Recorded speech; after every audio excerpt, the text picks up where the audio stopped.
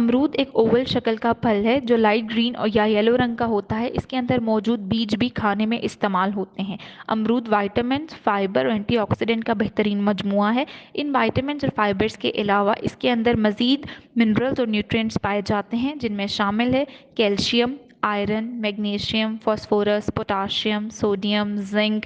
Vitamin C के अलावा vitamin B1, B2, B3, B6, vitamin E और के भी वाफिर मकदार में पाए जाते हैं। ग़िज़ाई एतबार से अमरूद बहुत अहमियत का हामिल है, क्योंकि ये जिस्म में शुगर के बढ़ने के अमल को कम करता है, ये दिल की सेहत को बेहतर करता है, ये निज़ाम इंहज़ाम को बेहतर बनाता है, ये वज़न को कम करने में मददगार साबित होता है, ये कैंसर से बचाव में बेहतरीन है, ये क़ुव्वत मुदाफ़अत को बेहतर करता है, ये जल्द को तरोताज़ा रखता है, ये मेटाबॉलिज्म को रेगुलेट करता है, ये ज़ियाबीतस होने के रिस्क को कम करता है। क्योंकि इसके अंदर एंटीऑक्सीडेंट वाफिर मकदार में पाए जाते हैं, तो ये एंटी एजिंग प्रॉपर्टीज से भरपूर होता है। ज़ियाबीतस के मरीज़ अमरूद का इस्तेमाल कर सकते हैं।